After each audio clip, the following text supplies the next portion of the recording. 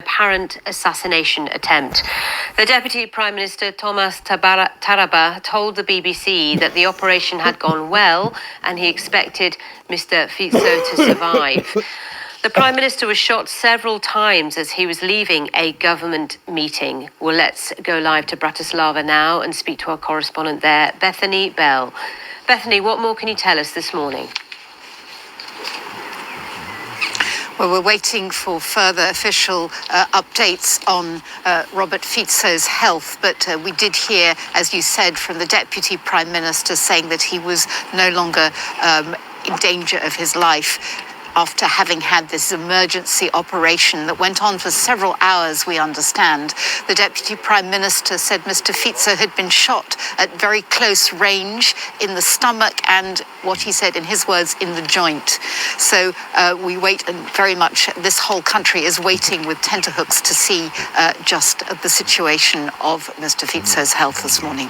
And Bethany, just remind us of the events that took place yesterday. Well, Mr. Fico was attending a government meeting in the town of Handlova, a town in central Slovakia, and he came out to greet members of the public who had come to see him.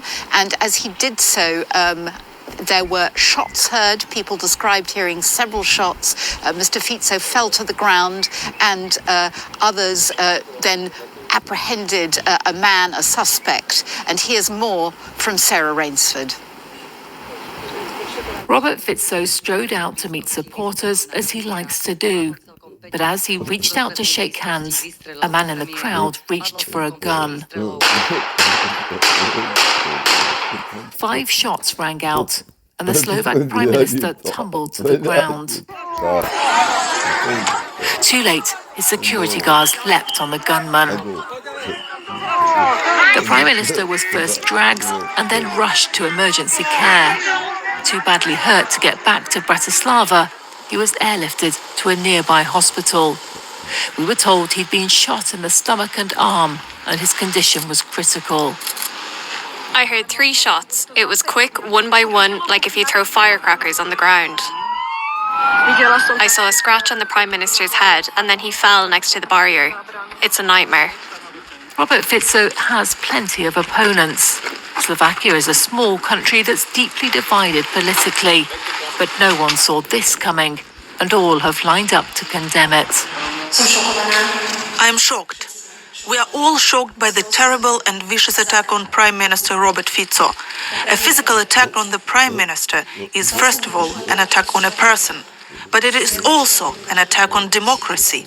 Hateful rhetoric, which we can see in society, leads to hateful actions. Please stop it. The suspected gunman was captured at the scene. We think he's in his 70s, but we don't know yet what drove him. In a video that's doing the rounds, he says he didn't like government policy, but it's just a few seconds out of context. Moments before the shooting, Robert Fico was at this press conference. He made a political comeback last year, elected on a pro-Russian platform. No more arms to Ukraine, a push for peace talks, and a veto on Ukraine joining NATO. He's since made moves against the public media that worry the opposition here and the EU.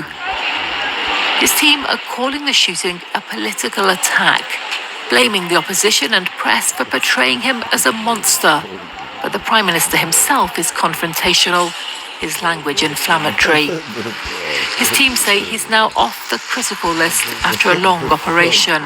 But Slovakia is stunned, not quite sure yet what to make of all this. Sarah Rainsford, BBC News in Bratislava.